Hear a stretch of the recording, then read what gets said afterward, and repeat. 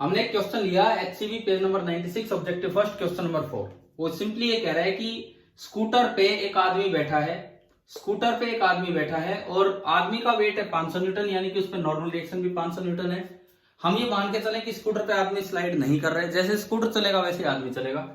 तो ये स्कूटर कभी तो आगे एक्सेलरेट कर रहा है, कभी कांस्टेंट वेलोसिटी से जा रहा है, कभी डिसेलरेट कर रहा है। तो जब एक्सेलरेट करेगा तो स्कूटर की एक्सेलरेशन आगे तो आदमी की भी आगे, यानी कि आदमी पे फ्रिक्शन फोर्स आगे और नॉर्मल ऊपर। तो जो नेट रिजल्टेंट आएगा वो आएगा under root N square plus F square, तो वो नॉर्मल से ज्यादा हो गया, 500 न्यूटन से ज्यादा।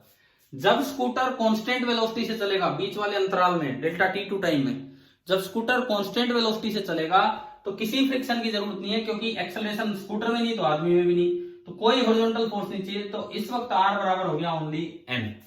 और जब स्कूटर रिटार्ड करेगा तो स्कूटर के एक्सेलरेशन पीछे की तरफ, तो ऐसा तो है नहीं कि स्कूटर ही रिटार्ड कर रहा है आदमी उसी तरह चल रहा है, फिर तो आदमी पता नहीं कहां जाके गिरेगा, आदमी भी तो रिटार्ड कर रहा होगा उसके साथ साथ।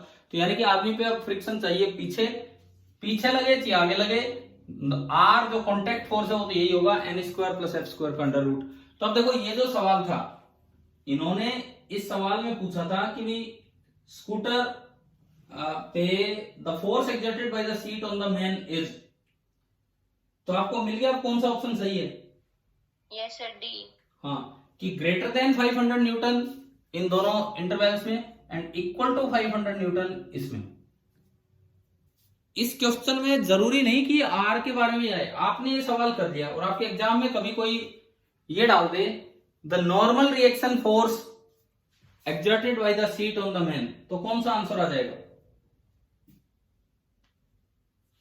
नॉर्मल रिएक्शन फोर्स, हाँ, तो ये इक्वल टू 500 न्यूटन आएगा ड्यूरिंग द होल जर्नी, पूरी जर्नी के दौरान वो इक्वल टू 500 न्यूटन ही रहेगा। तो क्वेश्चन में यूं नहीं करना है कि भाई सवाल पढ़ा हुआ था तो डायरेक्ट टिक करिए, आपको ध्यान से देखना है कि कौन सा सवाल दिया गया है क्या नहीं। ठीक है, अच्छा इसके बाद सुनो,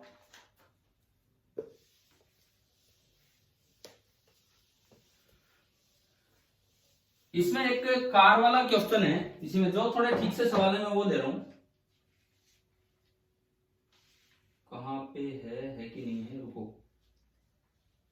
कोई इसमें है ऐसा कि एक कार है वो रियर ड्राइवन कार है या फ्रंट ड्राइवन कार है इस तरह की? चलो नहीं है तो मैं आपको बता देता हूं। Suppose rear wheel driven car हो, एक बार बताना मुझे अगर इसमें सवाल है तो ऐसा कहीं ऑब्जेक्टिव में, या फ्रंट व्हील ड्राइवन कार हो इस तरह का। मान लीजिए रियर व्हील ड्राइवन कार है। रियर व्हील ड्राइवन कार क्या होती है? जहां पे इंजन कहां लगा होता है? पीछे वाले में। एक साइकिल होती है, बाइसिकल जो आप सिंपल चलाते हो, आप बताओ जो साइकिल की चेन होती है वो दिखती है हमें, आप जब पैडलिंग करते हो तो उससे पिछला टायर घूमता है या उससे अगला? पैडलिंग से पीछे वाला घूमता है ना। तो ये है आपकी रियर व्हील ड्राइवन कार या रियर व्हील ड्राइवन बाइसिकल, ये वाला होता है। अब मान लीजिए कि पीछे वाला टायर जैसे ही आप घुमाना स्टार्ट करोगे रोड पे, ये रोड है, तो आप तो यूं पैडलिंग करते हो, यूं जाना चाहेगा, वो यूं जाना चाहेगा तो ये हिस्सा ग्राउंड पे स्लिप करना चाहेगा पीछे। जैसे ये टायर यूं जाना चाहेगा ये हिस्सा स्लिप करना चाहेगा पीछे। Friction opposite relative motion. तो बताओ इस टायर पे फ्रिक्शन किधर लगेगा? इस टायर पे बोलो भाई, इस टायर पे फ्रिक्शन किधर लगेगा? जिस साइड भी जाएगा उससे अपोजिट। हाँ, ये जैसे ही स्लिप करना चाहेगा, जैसे ये पीछे जाना चाहेगा, देखो ना यूं घूमेगा, यूं घूमेगा तो जो बॉटम पॉइंट है वो पीछे निकलना चाहेगा। जैसे ही बॉटम पॉइंट पीछे निकलना चाहेगा, रोड उसे पीछे नहीं जाना देगा, इसका मतलब रोड इस पे फ्रिक्शन आगे लगाएगा। जब हम साइकिल चलाते हैं तो टायर स्लिप करता है क्या नीचे? जब हम साइकिल चलाते हैं तो क्या टायर स्लिप करता है नीचे वहां पे रोड पे? नहीं करता। तो इस समय जो फ्रिक्शन लगता है वो स्टैटिक फ्रिक्शन लगता है, वो आगे लगेगा। और जो रोड पे फ्रिक्शन की बात करें तो रोड पे फ्रिक्शन लग जाएगा पीछे की तरफ। समझ में आ रहा है? हाँ भाई बताओ, आया क्या समझ में यहां तक? ये तो पिछला टायर है। अब मैं अगले टायर की बात करता हूं। देखिए, जैसे ही पिछले टायर पे फ्रिक्शन आगे लगा, साइकिल किधर जाना चाहेगी? जैसे ही पिछले टायर पे फ्रिक्शन आगे लगा, साइकिल किधर मूव करना चाहेगी? आगे की तरफ। अब देखो, अब इसको देखो, साइकिल आगे चलना चाह रही है, ये रोड है और ये टायर का हिस्सा आगे जाना चाह रहा है, तो फ्रिक्शन अपोजिट रिलेटिव मोशन। तो अगर ये आगे जाना चाहेगा तो इसको रोकने के लिए फ्रिक्शन किधर लगेगा? पीछे। इस टायर पे इससे कम लग जाएगा ताकि नेट फोर्स आगे की ओर चल पड़े, लेकिन एक फ्रिक्शन लगेगा पीछे की तरफ। This is FS on front wheel FS2 and this is FS on back wheel रहेगा, वो भी स्टैटिक फ्रिक्शन। और इस तरह से साइकिल का मोशन स्टार्ट होता है। पीछे वाले टायर पे ज्यादा फोर्स आगे लगता है, आगे वाले टायर पे कम फोर्स इधर लगता है, और इस तरह से मोशन चलेगा। अभी आगे आगे ना हम जैसे सर्कुलर वाला चैप्टर पढ़ेंगे इसके फ्रिक्शन के बाद, जस्ट आप शायद वही स्टार्ट करेंगे टेस्ट के बाद, तो उसमें हम ये सीखेंगे कि जब भी कोई गाड़ी मोड़ पे टर्न करेगी, फ्लैट रोड है, फ्लैट रोड पे अगर गाड़ी टर्न करेगी तो उसको टर्न करवाने वाला ही फोर्स केवल और केवल फ्रिक्शन ही रहेगा। उसको टर्न करवाने वाला फोर्स ही फ्रिक्शन रहेगा, और उस वक्त तो फ्रिक्शन ना आगे लगेगा ना पीछे, वो अपनी डायरेक्शन चेंज कर लेगा, जिस वजह से गाड़ी को अपनी डायरेक्शन चेंज करनी पड़ेगी। यानी कि हॉरिजॉन्टल रोड पे गाड़ी का जो मोशन होता है that is only and only due to friction. ये बात आपको ध्यान रखनी है। अच्छा,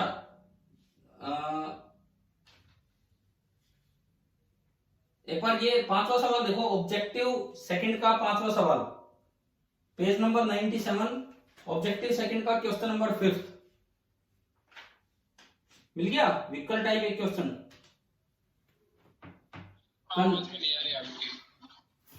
यार मैं कोई बात नहीं, अभी एक बार देख लो, थोड़ा नेटवर्क कम आ रहा है मेरे पास ना यहाँ पे, इस वजह से दिक्कत आ रही है थोड़ी। टाइम कितना हुआ एक बार ये बताओ, टाइम कितना हुआ है? 12:51।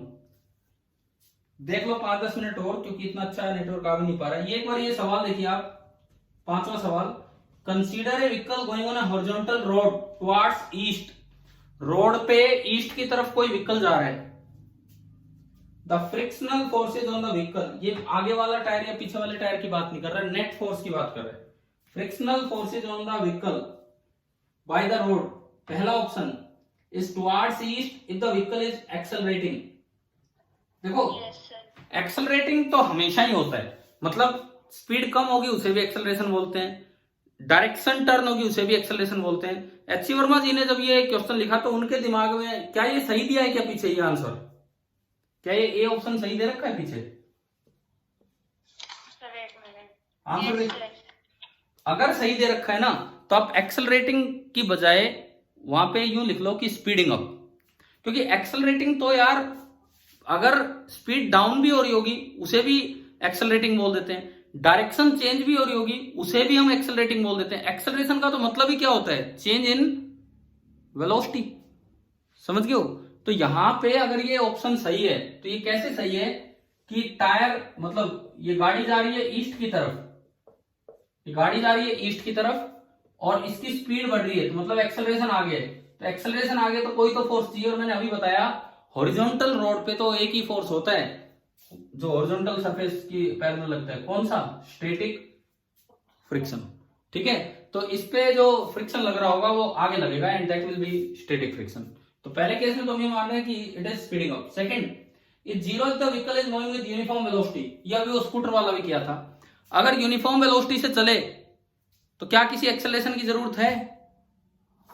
नहीं है, तो किसी फोर्स की जरूरत नहीं है, तो फ्रिक्शन जीरो। ये भी सही है, ये भी दिया होगा पीछे सही। C option, must be towards east, ना मस्ट बी टुवर्ड्स ईस्ट नहीं, गाड़ी ईस्ट की तरफ जा रही है लेकिन ब्रेक लगा रखे हैं, तो स्पीड कम हो रही है कि स्पीड ज्यादा हो रही है? कम। इसका मतलब एक्सेलरेशन तो वेस्ट की तरफ है। हाँ, जिधर एक्सेलरेशन होगा हमेशा उधर ही फ्रिक्शन होगा, इसका मतलब इसमें एक्सेलरेशन पीछे होगा, तो ये तो मस्ट बी ईस्ट गलत हो गया, और मस्ट बी टुवर्ड्स वेस्ट ये भी गलत है। पता नहीं गाड़ी की स्पीड बढ़ रही हो तो ईस्ट की तरफ हो जाएगा। तो ये बताओ, ये मल्टी करेक्ट छाटने आगे, ये गाड़ियों वाले क्वेश्चन किस तरह से देखने किस तरह नहीं? Yes sir. ठीक है, ऑब्जेक्टिव सेकंड के 1, 2, 3, 4 आपसे देखते ही हो जाने चाहिए, आंसर मत देखना भाई, ये हैबिट मत बनाओ। देखो मैं आपको एचसीवी के ऑब्जेक्टिव करने का ये तरीका बताता हूं। अगर 10 सवाल आपने किए हैं तो पहले अपने किसी पेज पे आंसर लिखते चलो, किसी भी पेज पे 10 के आंसर लिख लो कि भाई क्या आंसर आए। एक साथ लास्ट में मैच करो। उसमें बस इतना देखो कि गलत है कि सही है, केवल ये। सपोज 10 में से 6 सही हो गए, 4 गलत हो गए, उन 4 के आंसर मत देखो अभी, आप बस इतना मैच करो कि गलत है कि नहीं। अब फिर आप एक और फिर रीट्राई कीजिए कि ये एक आंसर तो गलत है, वो तो आपको पता ही लग चुका, बाकी 3 में से फिर ट्राई कीजिए, फिर आंसर देख लीजिए, अगर ना हो तो फिर आंसर के अकॉर्डिंग ट्राई कीजिए, फिर भी ना हो तो अपना डाउट होती है। लेकिन हर एक क्वेश्चन को आप एक टेस्ट की तरह ले सकते हैं, ऐसे 10-10 सवाल एक बार में करके। ठीक है, तो अभी आप आज इस क्लास के बाद ऑब्जेक्टिव सेकंड के 1 2 3 4 और करना एक बार में, और फिर आंसर मैच करना मल्टी करेक्ट के कि भाई पीछे क्या बनते हैं क्या नहीं। अच्छा, एक इसमें ये देखो, ये question number 8, objective first question number 8, objective first का क्वेश्चन नंबर 8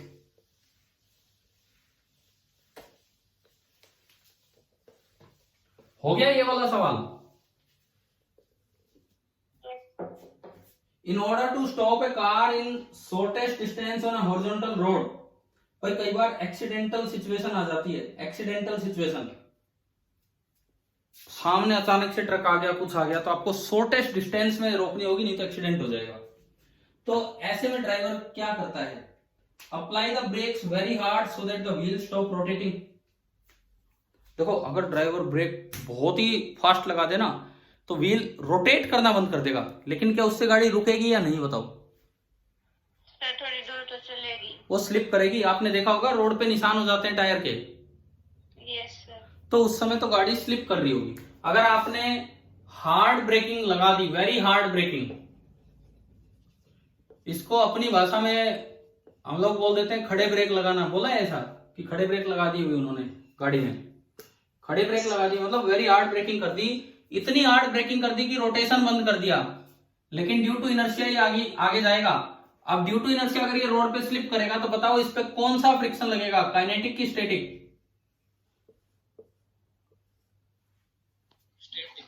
अच्छा, दोबारा सुनो, इसने रोटेशन बंद कर दिया लेकिन स्लिप करते हुए आगे जा रहा है रोड पे, टायर घूम नहीं रहा परंतु रोड को काला करते हुए आगे जा रहा है स्लिप करते हुए, तो ग्राउंड ने रोड पे कौन सा फ्रिक्शन लगाया होगा इस वक्त? काइनेटिक। काइनेटिक। समझ गए हो? थोड़ी देर में तो रुक जाएगा या फिर एक्सीडेंट हो जाएगा, लेकिन अब जो फ्रिक्शन लग रहा है वो है काइनेटिक। दूसरा, काइनेटिक फ्रिक्शन की वैल्यू हम जानते हैं म्यू के इंटू एम, एन और एन होगा एम जी, ये तो पहला केस। दूसरा, apply the brakes hard enough to just prevent slipping. बस इतने ब्रेक लगा दो कि इससे ज्यादा और लगा दिए तो स्लिप कर जाएगा, यानी कि एफ एस अपनी मैक्सिमम वैल्यू पे पहुंचा दो। एफ एस की मैक्सिमम वैल्यू को क्या बोलते हैं हम? लिमिटिंग। दूसरा कहता है कि स्लिप मत होने दो, बस लास्ट केस है कि इससे ज्यादा किया तो स्लिप हो जाएगा, तो इस बार जो फ्रिक्शन लगा है वो आपका हो गया लिमिटिंग, तो mu S into M G. तीसरा, पंप द ब्रेक्स। अरे ऐसे भी करते हैं ड्राइवर, कई बार फंस जाते हैं, तो ऐसा भी करते हैं, पंपिंग करते हैं, ब्रेक लगाए फिर छोड़ दिया, फिर ब्रेक लगाए फिर छोड़ दिया। ऐसा कब करते हैं? क्योंकि उन्हें पता है कि ब्रेक ज्यादा हार्ड कर दिए तो स्लिप करेगा तो काइनेटिक फ्रिक्शन है वो इतना इंपॉर्टेंट नहीं है, वो इतना ज्यादा भी नहीं, वो नुकसान करवा देगा, इसलिए बीच बीच में उसे रिलीज करते रहते हैं। और चौथा, shut the engine off and not apply brake. चौथा है भाई भगवान भरोसे छोड़ दो, बोले ट्रक आ गया, अपनी गाड़ी की चाबी बंद की और बोले चलने दे जहां तक जाएगा, ऐसा। अब बताओ इनमें से कौन सा सुटेबल मेथड है कि जिसमें गाड़ी की रिटार्डेशन सबसे ज्यादा हो? बी। कैसे? सर अगर उसके अंदर स्लिपिंग नहीं होगी तो वो वहां पे रुकी जाएगी। नहीं, ये जो इस वक्त जो फ्रिक्शन लग रहा है ये लिमिटिंग है, इस वक्त जो फ्रिक्शन लग रहा है लिमिटिंग है। काइनेटिक फ्रिक्शन ज्यादा होता है कि लिमिटिंग फ्रिक्शन ज्यादा होता है? काइनेटिक फ्रिक्शन ज्यादा होता है कि लिमिटिंग?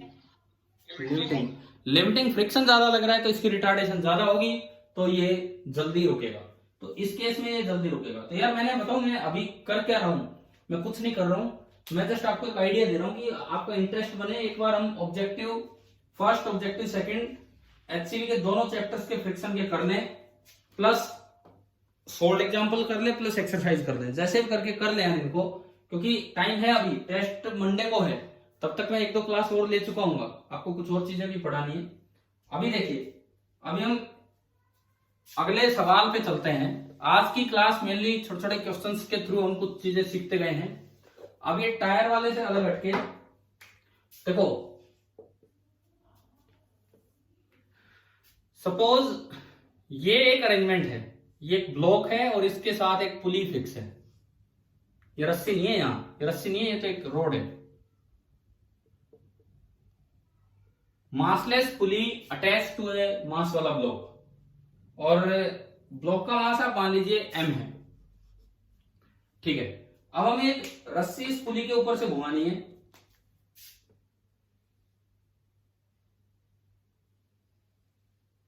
और ये सामने दीवार है, फिक्स है,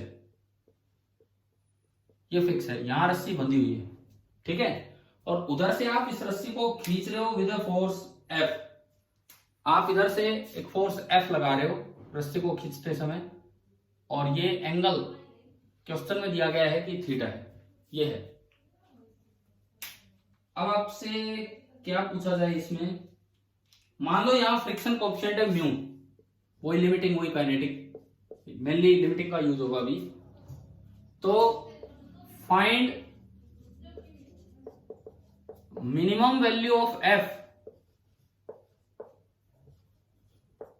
so that the block starts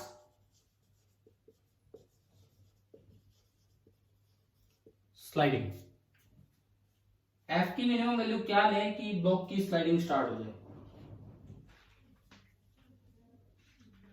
एक दिन मैंने आपको इजिएस्ट स्लाइडिंग पढ़ाया था, इजिएस्ट स्लाइडिंग, बोलो। तो उसमें पुली नहीं ली, उसमें तो सीधा फोर्स लगाया था, उसमें थीटा वेरिएबल था। और हमने पढ़ा था कि अगर tan इनवर्स म्यू एस पे आप फोर्स लगा दोगे, tan inverse of mu S पे, तो वो केस आपका इजिएस्ट स्लाइडिंग वाला केस हो जाएगा। वो तो हमने वहां पढ़ लिया था। लेकिन यहां तो थीटा फिक्स है, और यहां ना उस तरह का अरेंजमेंट है, पुली से घुमा के ये दे रखा है, इस तरह का अरेंजमेंट। अब बताओ ये कैसे करें। तरीका तो वही है जैसे उनमें करते थे वैसे इनमें करना पड़ेगा। F वेरिएबल नहीं है, F कांस्टेंट है, और मिनिमम चाहिए तो लिमिटिंग से इक्वेट करके निकालना होगा। आप केवल सिस्टम मानिए ब्लॉक प्लस पुली को, पुली तो मासलेस है, तो ब्लॉक प्लस पुली का वेट कितना,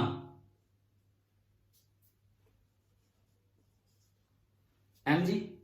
ब्लॉक प्लस पुली का जो वेट होगा दैट इज mg। एक लग रहा होगा नॉर्मल रिएक्शन ऊपर। और बताओ रस्सी ने क्या क्या फोर्स लगा रखे होंगे। देखो यहां पुली अटैच है, तो उस पर एक फोर्स तो इधर लगेगा F, और एक फोर्स इधर लगेगा F। फर्क ये हो गया, पीछे जब सवाल किए तो बस ये एक ही फोर्स रहता था F। अब यूं घुमाने से रस्सी में टेंशन होगी और रस्सी खींचेगी सबको, तो एक फोर्स F इधर माना जाएगा और एक F इधर। आपको मैंने कभी ये बताया था कि पुली के ऊपर से रस्सी मुड़ती है तो पुली पे कितना फोर्स लगाती है रस्सी, करवाया था एक बार न्यूटन लॉ में ये सवाल। पुली के ऊपर से रस्सी मुड़ती है तो पुली पे कितना फोर्स लगाती है रो। भाई टेंशन इधर T, टेंशन इधर T, और फिर उनका रिजल्टेंट आया था, करवाया था ना। तो ऐसे ही यहां है, एक F नहीं लग रहा, एक F नहीं लग रहा, इस सिस्टम पे दो F लग रहे हैं, एक इधर और एक इधर, और ये एंगल हमें दिया गया है थीटा। और रोकने के लिए पीछे लग रहा होगा स्टैटिक फ्रिक्शन, और जस्ट चलाना है तो अभी ये रेस्ट पे है। आप बताओ कि आपको FBD समझ में आ गया, फ्री बॉडी डायग्राम इसका। हाँ भाई, कोई कंफ्यूजन है कि क्लियर है फ्री बॉडी डायग्राम?